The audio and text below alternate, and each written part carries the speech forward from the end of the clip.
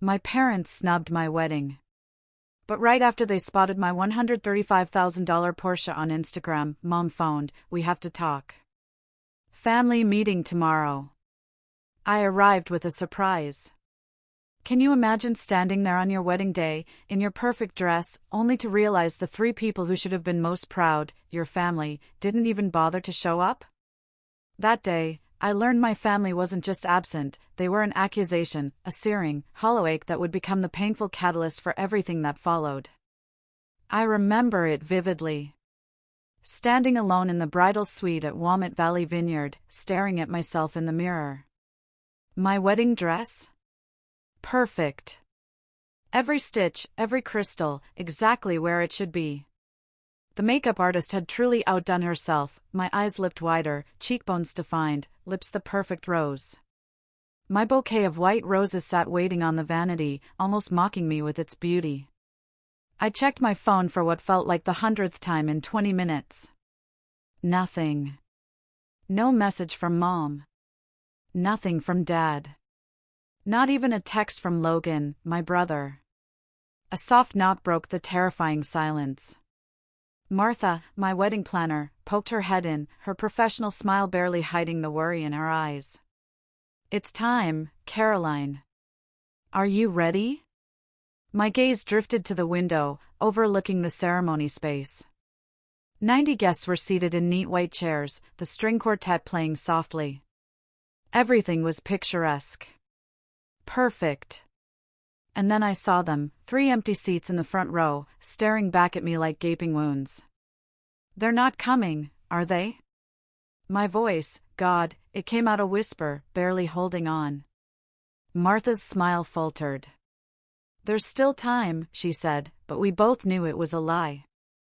I sucked in a shaky breath, smoothing the silk of my gown like it could somehow smooth out the pain. "Let's go." The doors to the garden swung open, and all 90 heads turned to watch me walk. Alone. Down the aisle. I felt their sympathetic gazes like physical touches, little pats of pity that made my skin crawl. Some whispered behind cupped hands. Others offered encouraging smiles that only made the hollow feeling in my chest expand. I narrowed my focus to Ethan, waiting at the altar, his eyes steady on mine. The love radiating from him was a warm blanket, almost enough to push away the memory of my mother's voice from just 3 days ago. "Well, try, sweetie. Logan's firm has an event that weekend." Her dismissive tone had cut through the phone line like she was declining a casual lunch, not her only daughter's wedding. "I can pay for the flights. The hotel. Anything, please, Mom." Desperation clawed at my throat. In the background, Dad's voice had drifted through, clear as day, "Tell her we're busy now." Placing one foot in front of the other, I forced myself to breathe. In. Out. One step. Another step. I will not cry. I will not give them the satisfaction. Not even in their absence. When I reached Ethan, he took my hands. His fingers were warm. Solid. Real. "I'm here," he whispered, his voice too low for anyone else to hear. "We're enough." For a moment, I was 8 years old again, standing in our living room while Mom and Dad fussed over Logan's debate trophy. They positioned it carefully on the mantel, stepped back to admire it, took photos to send to relatives. My art contest certificate? It sat forgotten in a kitchen drawer. I'd shown it to them earlier that day, pride bubbling up, explaining how the teacher said I had exceptional talent. Mom had just glanced at it. "That's nice, honey," she'd said, before turning back to dinner. Later, Dad had ruffled my hair absently. "Logan needs more support.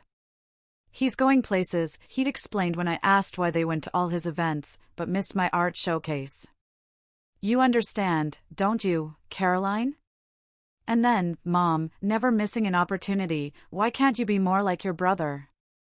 He focuses on what matters." I tried harder after that. Academic awards.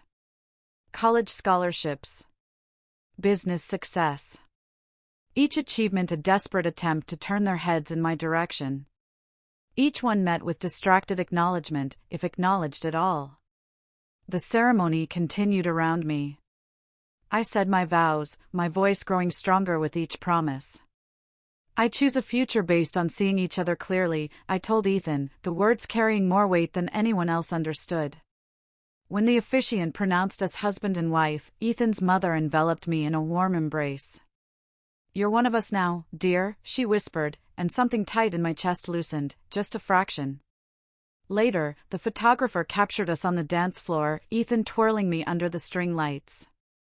His cousins joined us, forming a circle of laughter and music. For moments at a time, I forgot about the family-shaped hole in my celebration. I forgot about the phone I'd checked too many times. I forgot about the explanations I'd given to curious guests. At the reception, Sarah, my college roommate, raised her glass. "To finding the family who deserves you," she said, her eyes holding mine with fierce loyalty. A murmur of agreement rippled through the crowd. The truth of her words hit me like a physical blow. All these years, I'd been invisible to the people who should have seen me most clearly. I'd been chasing approval from those who never intended to give it. When the celebration quieted for a moment, I slipped away to check my phone one last time. No missed calls. No messages. Not even a token congratulations. Ethan found me there, staring at the blank screen. "They missed something beautiful today," he said, wrapping an arm around my waist. I looked up at him, at the man who had never once made me feel like I needed to earn his attention. I thought of his family, who welcomed me without reservation. I thought of friends who traveled across the country to stand beside me. I set the phone down. "Their choice," I said, feeling lighter than I had in years. Not my burden. And for the first time, I almost believed it. 2 years later, I leaned back in my ergonomic chair, staring at a notification on my computer screen: acquisition of Crescent Motion Studio finalized at $21 million. 2 years of negotiation. 5 years of building from scratch. And now, validation in the form of 8 figures. My office door burst open. My team flooded in, bottles of champagne and plastic flutes in hand. To Caroline. Jen, my creative director, raised her glass. To the woman who built something from nothing while certain people weren't looking. I smiled, clinking glasses with the 12 people who actually showed up for me. Unlike my family, we were celebrating. My phone buzzed. An Instagram notification. Logan posting about his twins' private school fundraiser. I shouldn't look. I really shouldn't. I did anyway. There they were. Mom and Dad, flanking Logan and his wife Hannah, their identical daughters in matching plaid uniforms. The caption read, "Family tradition continues. 3rd generation at Westridge Academy." Dad's arm draped around Logan's shoulder. Mom beaming at her granddaughters. I swiped through more photos. Logan's family vacation to Hawaii last month. The holiday gathering I wasn't invited to. Dad's retirement party. In each one, they looked like the perfect American family, minus one daughter. What was more telling than the photos was what they represented. That vacation rental in Maui? At least $5,000 a week. Westridge Academy? $30,000 a year per child. Logan's house in the background of several shots? Nothing under $2 million in that neighborhood. All funded, I knew, by my parents' retirement savings and family investments, according to the gossip from distant cousins who occasionally remembered I existed. Caroline? Jen touched my arm. "We lost you for a minute." I locked my phone screen. Just checking messages. Where were we? The celebration continued, but I was mentally calculating. Logan's law firm was moderately successful, sure, but nowhere near the level that would support this lifestyle. My parents had been quietly propping him up for years, depleting their retirement to maintain his image. Meanwhile, my $21 million acquisition didn't warrant so much as a text message. After the team left, I scrolled through my parents' social media. Hundreds of posts about Logan's accomplishments, the twins' milestones, family gatherings. My existence was limited to a single birthday wish last year, a generic happy birthday, Caroline, without even a photo. I closed my laptop and made a decision. The next morning, I called my financial advisor. The Porsche. Tan, metallic gray. I want to complete the purchase today. 3 hours later, I was signing paperwork for a $350,000 car. It was extravagant. Unnecessary. And exactly what I wanted. Not because I needed my family's approval, but because I never needed their money. Back home, I took a single photo of the car in my driveway, the afternoon sun gleaming off its metallic finish.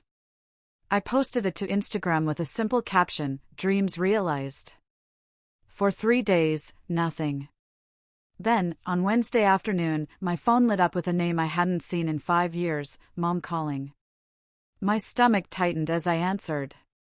"Hello, Caroline." Mom's voice carried that particular blend of authority and urgency she reserved for a family crisis. "We need to talk.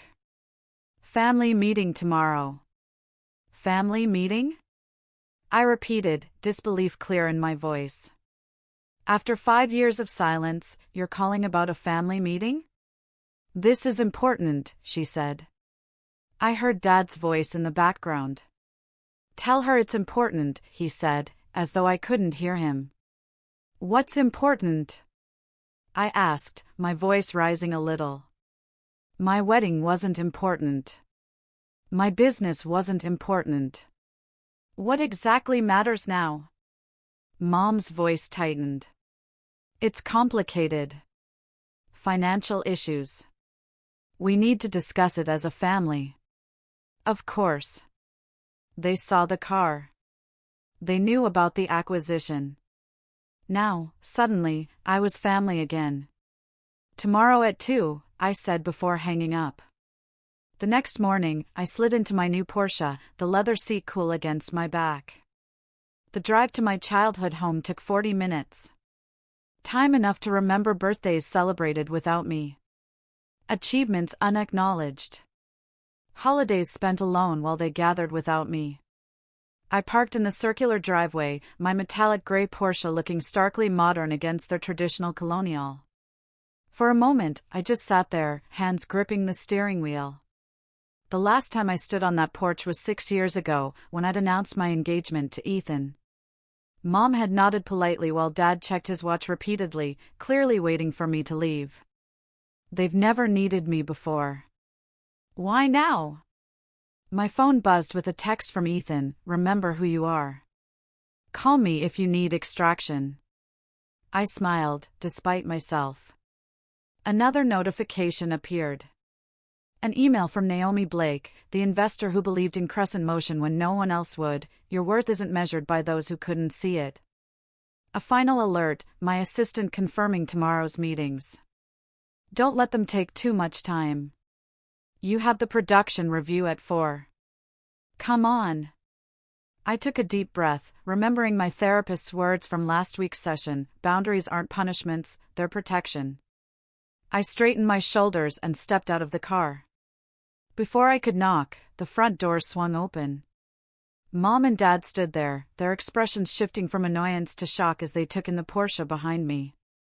"You've done well for yourself," Dad said. Not hello. Not I've missed you. Just an assessment of my financial worth. "Yes," I replied, simply. No hugs. No warmth. They led me to the dining room table where Logan and Hannah already sat, their faces a study in calculated concern. "Caroline." Logan nodded, as though we'd spoken last week instead of 5 years ago. "Let's get straight to business," Dad said, pulling out financial folders. I remained standing, my purse strapped tight in my grip, the only outward sign of the turmoil beneath my calm exterior. "No." My voice was clear. First, I'd like to know why I'm suddenly important enough to include in family discussions after being excluded from everything else for years. Mom and Dad exchanged glances. Logan shifted uncomfortably. We can discuss that later, Mom said, her voice slipping into the dismissive tone I knew too well. We have more pressing matters now. I'm not in a rush, I replied, still standing. And I'm not interested in being convenient family only when you need something. For the first time in my adult life, I saw uncertainty flicker across my father's face. In that moment, I understood, they needed me now. And for once, I had the power to decide what happened next. The dining room of my childhood home felt smaller than I remembered. Richard sat at the head of the table, hands folded, like he was presiding over a board meeting rather than a family crisis. Elaine perched beside him, her posture perfect despite the worry lines creasing her forehead. Across from me, Logan slumped in his chair, his designer shirt wrinkled at the cuffs. Hannah sat beside him, a leather photo album open on her lap. It's foreclosure, Caroline. Richard's voice was firm, but carried an unfamiliar tremor. Logan's mortgage is 3 months behind. The twins' private school tuition is unpaid for the semester. I said nothing, letting the silence stretch. 2 years of no contact, and this is what brings us together. You need to help your brother. Richard slid a document across the polished oak table. Loan paperwork. Already filled out. The presumption stole my breath. Think about your niece and nephew. Elaine's voice caught. A practiced hitch that once would have sent me scrambling to please her. They're just children. They shouldn't suffer because of financial difficulties. Logan leaned forward, eyes narrowed. We're family. That's what family does. When one of us succeeds, we help the others. Hannah flipped the album open wider, pushing it toward me. They ask about Aunt Caroline all the time. She pointed to photos of children I barely recognized, their faces shining at a birthday party I wasn't invited to attend. Maddie wants to know why you never visit. Richard cleared his throat. We've done everything we could. Our retirement fund is. He trailed off, exchanging a look with Elaine. We've been supporting them as best we can. The implication hung in the air, my success meant I owed them. My independence was selfish in the face of family need. I closed the photo album and slid it back across the table. Where were you at my wedding? The question fell from my lips with surprising calm. Logan blinked. What? My wedding. 2 years ago. Where were you? Elaine's hand fluttered to her throat. We were busy. Logan had that event with his firm. It wasn't convenient, Richard added, as if commenting on a missed dinner party. I nodded slowly, feeling something crystallize inside me. And yet here you are now. Because you saw the Porsche on Instagram. My voice was flat. You only contacted me because you saw the car. Logan's face flushed. That's not fair, is it? I sat straighter, feeling the power of my financial independence in my spine. Where there once was an anxious curve, there was now steel. I built everything alone. Every scholarship. Every client. Every late night. Where were any of you? Richard's eyes narrowed.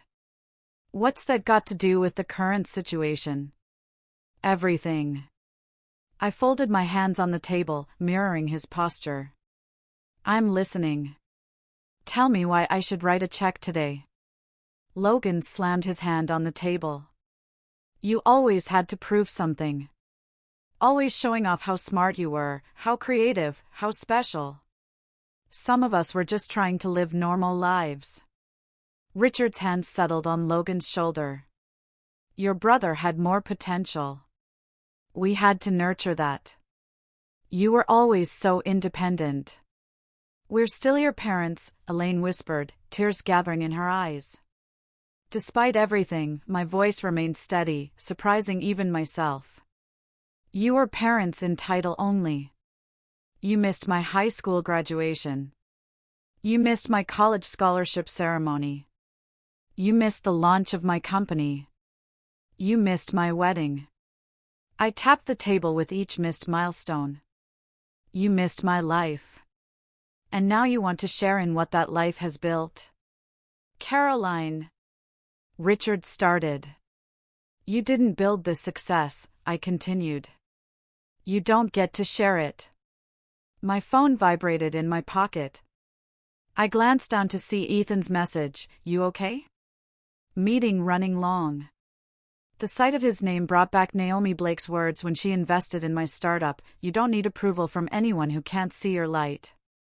I thought of my team at Crescent Motion, their faces shining as we toasted the acquisition, people who chose to see me, to support me, to believe in what I could build.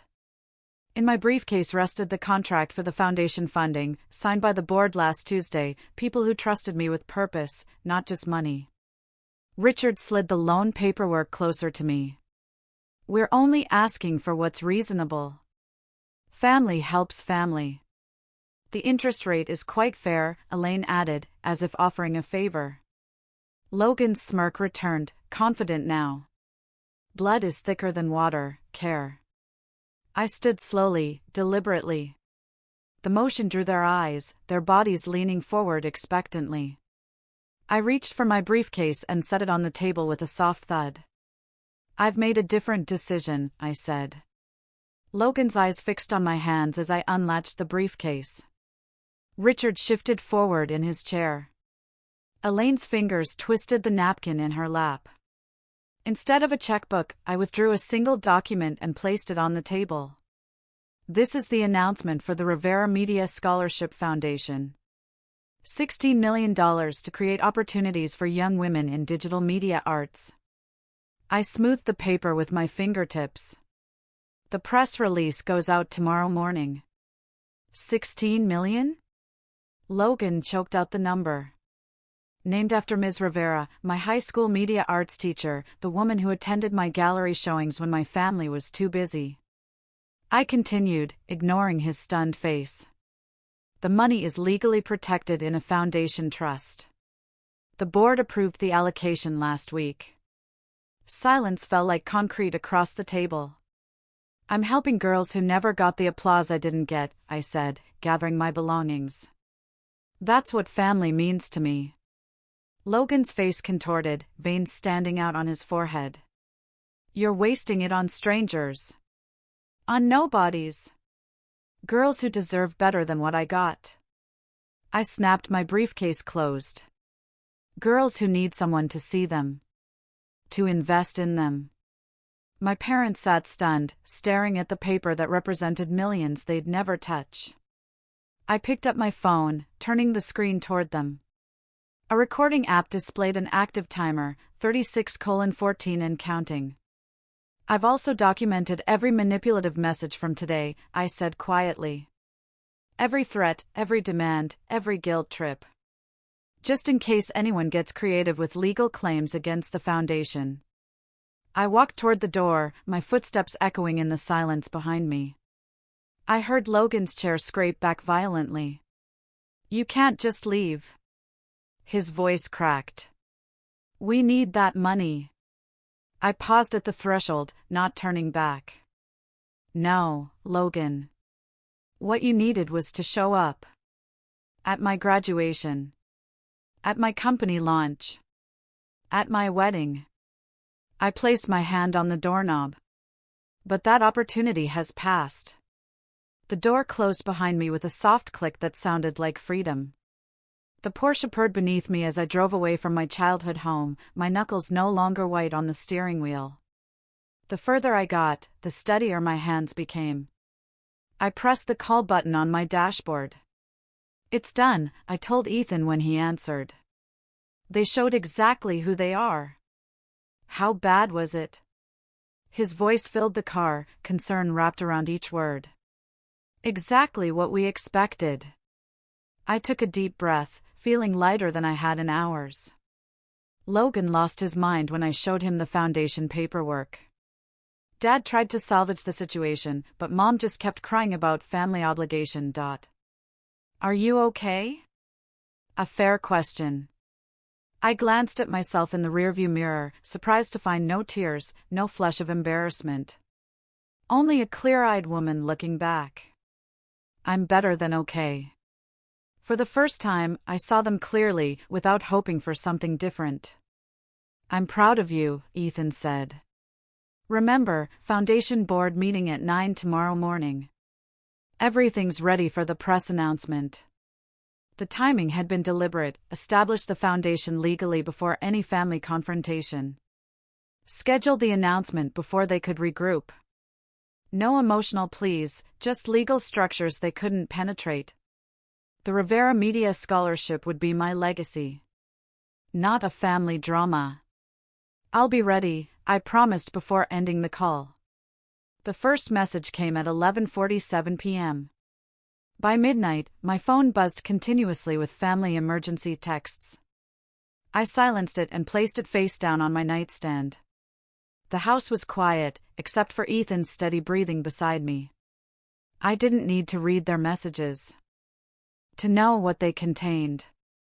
Morning brought 6 voicemails from my mother, the progression evident in her tone, from weepy pleas about family unity to sharp accusations of betrayal, culminating in threats about what people will think of a daughter abandoning her family in their time of need. You've dealt with worse, I told myself as I applied mascara, the morning routine grounding me. My navy suit, the one I wore when signing the acquisition papers, hung ready on the closet door. Ethan handed me coffee in my favorite mug. Logan's been calling business associates, he said, scrolling through his phone. And your dad tried reaching my uncle.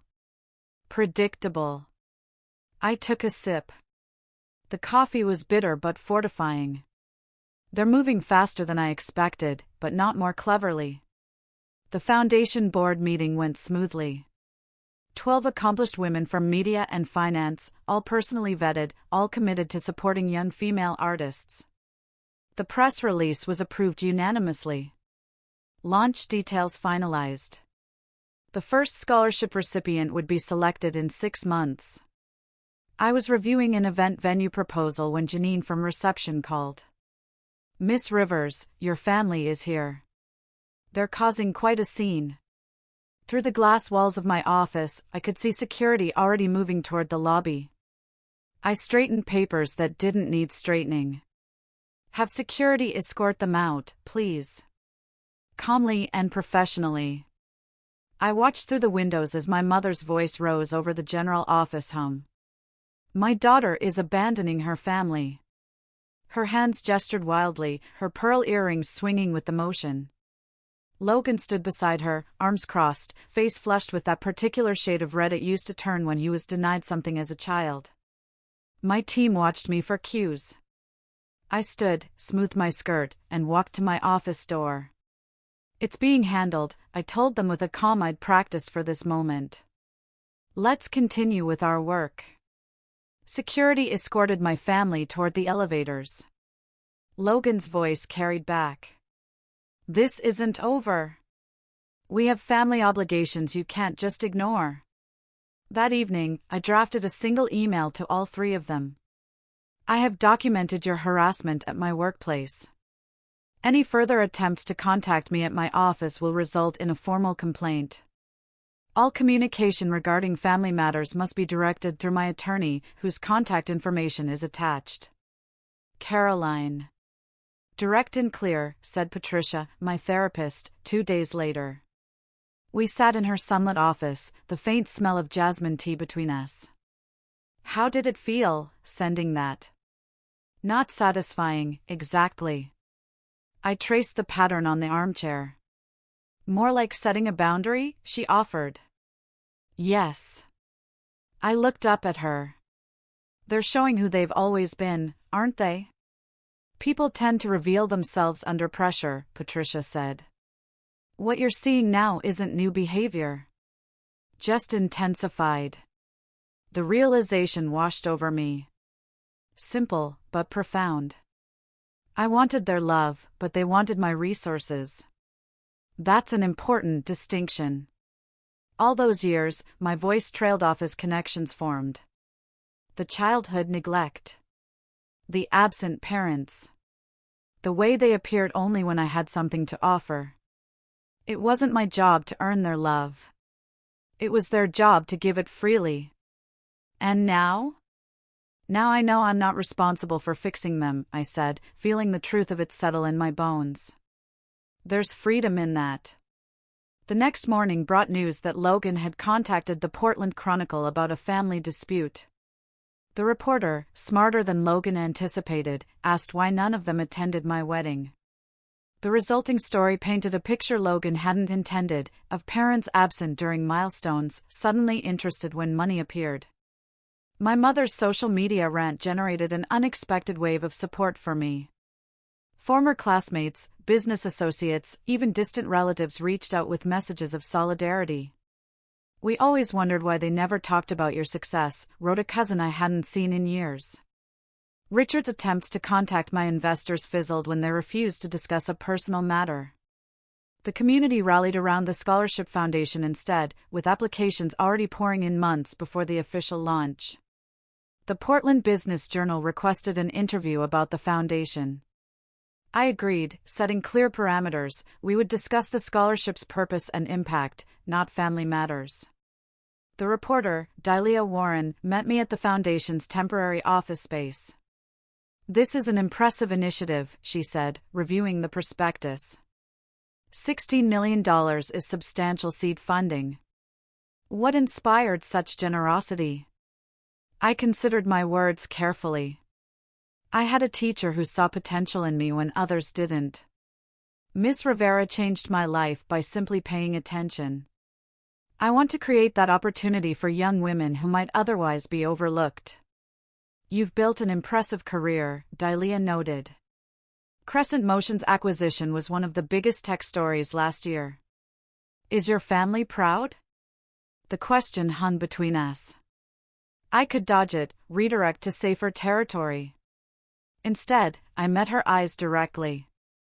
My success was built without family support. They weren't at my wedding, my graduation, or when I sold my company. Delia's pen paused. That provides interesting context for the foundation's mission. Later that week, the article appeared with the headline, "Self-Made Success Creates Legacy of Support." The contrast between my generosity and my family's entitlement became public narrative. When news of Logan's house foreclosure broke days later, the community connected the dots without my saying a word. Ethan handled increased security protocols at our home. My business team managed communication strategy, filtering messages and prioritizing foundation work. Naomi Blake, my first investor and mentor, released a statement supporting my commitment to lifting others rather than enabling dependency. My college friends formed a protective circle, filling our calendar with dinners and events that left no room for dwelling on family drama. Patricia provided anchoring during weekly sessions. This united front became its own kind of family, chosen, intentional, supportive. 2 weeks after the confrontation, I received the Business Leadership Award from the Women in Media Alliance. Standing at the podium, looking out at faces that genuinely celebrated my success, I realized the tables had completely turned. My parents' retirement plans were now delayed indefinitely. Hannah's social position in her precious country club circles had eroded with their financial collapse. Logan's twins would transfer to public school next semester.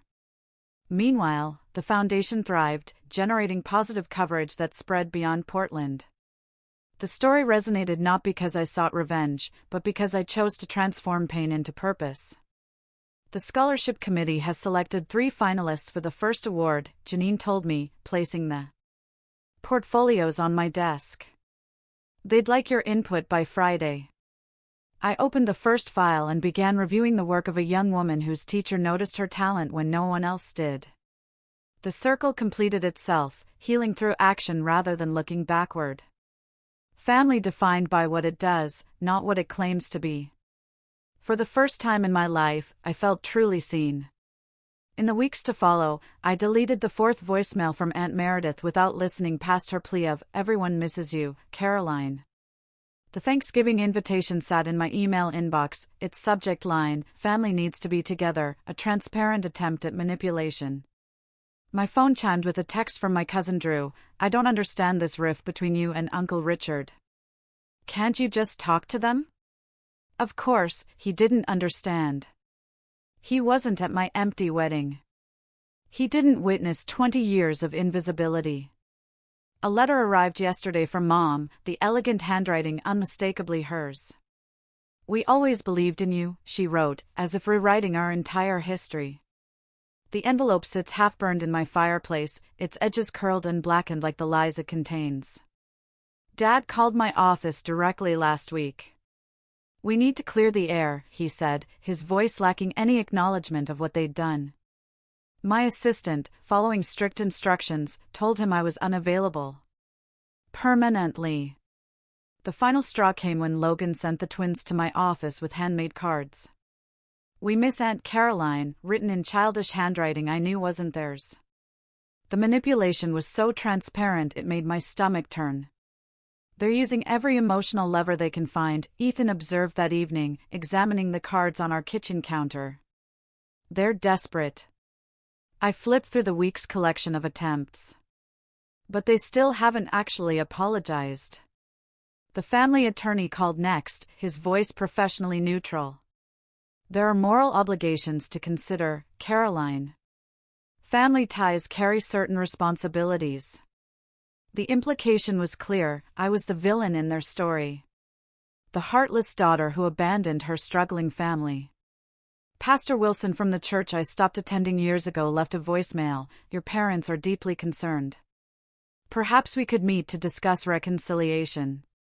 Two childhood friends, neither of whom I'd spoken to in a decade, suddenly reached out. "Your parents seem so heartbroken," said one. "The holidays are for forgiveness," said the other. When Logan's wife, Hannah, emailed photos of the twins in Halloween costumes, "The children ask about you constantly," I nearly threw my phone across the room. "They're framing this entire situation as my responsibility," I told my therapist during our weekly session. "My forgiveness. My duty. My failure to be the bigger person." "And how does that make you feel?" she asked, her eyes steady on mine. "Angry," I admitted, but also validated. They wouldn't fight this hard if they weren't afraid of losing control. The foundation selection meeting provided an unexpected challenge. The committee recommended a scholarship for Maya Harrison, a 17-year-old filmmaker whose application video showed remarkable talent and painful familiarity. "She reminds me of myself," I told Ethan that night. Quiet, determined, overlooked. I watched her interview video again. Maya's eyes held the same weariness I saw in my own wedding photos. She talked about finding her voice through filmmaking when her family couldn't hear her. "What if I'm wrong to cut them off completely?" The question slipped out before I could stop it. Ethan sat beside me on the couch. "What brought this on?" "Maya. If I'm telling these girls to find their strength, am I modeling that by running away from my family? Is setting boundaries running away?" Ethan asked. I considered this. No. Boundaries aren't abandonment. "What would you tell Maya if her family treated her like yours treated you?" The answer came easily. I'd tell her she deserves people who see her worth. The Thursday before Thanksgiving, I hosted dinner at our home. The dining room table extended to accommodate everyone. Ethan beside me, Naomi across from us, my business team scattered between. Maya sat at the opposite end, her scholarship certificate framed on the sideboard behind her. Our home glowed with a warmth my parents' house never had. Candles flickered in silver holders. Laughter rang against the ceiling. No one here needed to prove their worth to be seen. I raised my glass.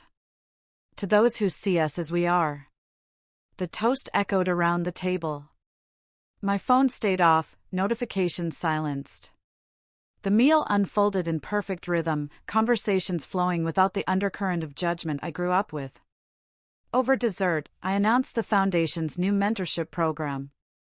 I'll be personally involved with each recipient, I explained. We're creating connections that matter. Maya's eyes widened. You'll be mentoring us yourself? Every step of the way? I smiled at her. This foundation isn't just about money. It's about building something meaningful together. Naomi nodded approvingly. You've created structures that can't be interfered with. The foundation's independence is legally secured, I confirmed. Its success will be measured by impact, not approval. Later, as we cleared plates, Ethan turned on the local news. Right on schedule, the feature about the foundation aired, strategically timed to coincide with my family's traditional dinner hour. On screen, I spoke with a confidence I'd earned. We build family through action, not obligation.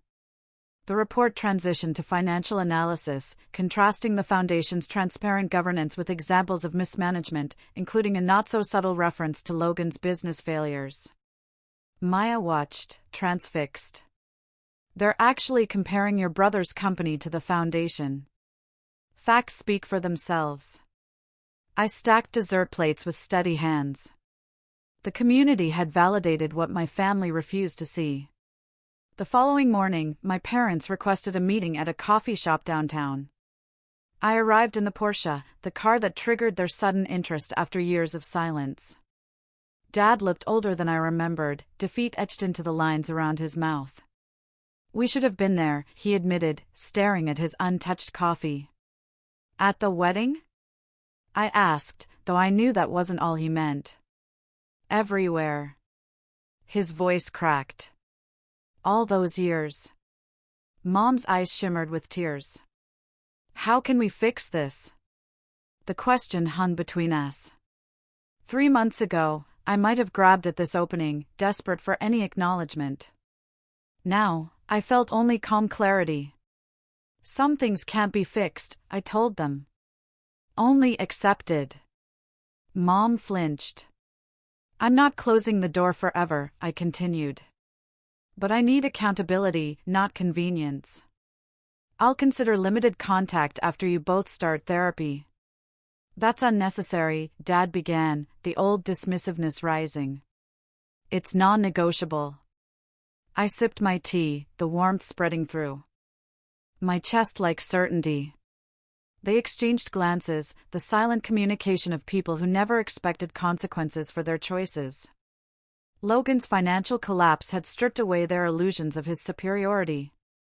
My success existed beyond their reach. The foundation thrived, independent of their approval. When they left, no agreements had been made. No concessions offered. I watched them walk to their car, a sensible sedan now. The luxury vehicles long gone. I drove away without looking back. Freedom replacing obligation in every beat of my heart. The foundation awaits. Maya's project needs review. My chosen family expects me for dinner. For the first time, I'm moving towards something instead of away from someone. And that makes all the difference. I stood in the sunlit studio of the Crescent Foundation, watching Maya adjust her camera settings. The morning light filtered through the tall windows, casting golden patterns across the polished hardwood floor. It had been a year since I faced my family for the last time. What do you think about this angle? Maya looked up, her eyes bright with the same creative fire Miss Rivera once saw in mine. Try moving it slightly to the left. Catch how the light falls across the subject. My voice carried the confidence of a mentor now, not the desperate plea of a daughter seeking approval. On the wall behind Maya, photos documented our scholarship recipients' projects, stories they never could have told without the foundation's support. Each frame represented a voice that might have been silenced, just as mine nearly was. My office here replaced the childhood bedroom where I once dreamed of being seen. Every element, from the ergonomic chair to the awards displayed without apology on floating shelves, I chose deliberately. Nothing inherited, nothing tainted by obligation or guilt. I've finished the final cut of my documentary, Maya said, straightening up. Would you watch it with me? We moved to the editing bay where her project played on the high-definition monitor. The documentary followed 3 generations of women in a rural Oregon family, their struggles and resilience is beautifully captured through Maya's lens. Watching her work, I felt a swell of pride entirely different from anything I'd known before. This wasn't about me. It was about what she'd created, what she'd continue to create. When the final credits rolled, Maya turned to me, tears brightening her eyes. "You're the reason I believe I can do this," she said, wrapping her arms around me in a spontaneous hug. I thought of Miss Rivera. How she recognized something in me when my own parents couldn't be bothered. How her belief sustained me through years of family indifference. Now, the cycle continued, not of neglect, but of genuine support. Later that week, I stood at the podium of the Portland Arts Center accepting a Community Leadership Award. The audience applauded, a sea of faces turning toward me with appreciation. Not pity. Ethan sat in the front row, beaming with unrestrained pride. There were no empty seats causing me pain tonight. No phantom family members I wished were here. Every person in this room saw me, truly saw me for who I am. "Thank you," I began, my voice steady. "This journey began in invisibility and has led to impact. For years, I measured my worth by the approval I couldn't earn from people who refused to give it." I paused, letting my gaze sweep across the room. "Now, I measure it by what we build together." The standing ovation washed over me like a cleansing wave. My therapist calls it post-traumatic growth, the strange peace I found after accepting that some wounds never fully heal. I maintain careful boundaries with extended family. Holiday gatherings now center around chosen family, celebrations filled with genuine joy rather than dread. Ethan and I have established our own traditions. Naomi's retirement party at the foundation last month brought together the circles of support that lifted me when blood ties failed. The emergency fund for students facing financial hardship, my latest project, ensures that talent isn't crushed by circumstance. I understand now what these young women need, because I lived without it, unconditional belief in their potential. Driving home through Portland in my Porsche, I passed the coffee shop where I once edited videos on a borrowed laptop. Through the window, I caught a glimpse of my parents walking on the sidewalk. Our eyes met briefly. I didn't stop. There's no pain in this moment. Only peaceful acknowledgement. They taught me what love isn't. Ethan and my work taught me what it is. Tomorrow, Maya sets up for her next project. I'll be there, camera in hand, showing her techniques I've mastered over years of making myself visible. Family isn't who raises you, it's who lifts you. Have you ever had to choose between the family you were given and the family you built? What would you do when the people who should have supported you most, instead, tried to hold you back? I really want to hear your stories in the comments below.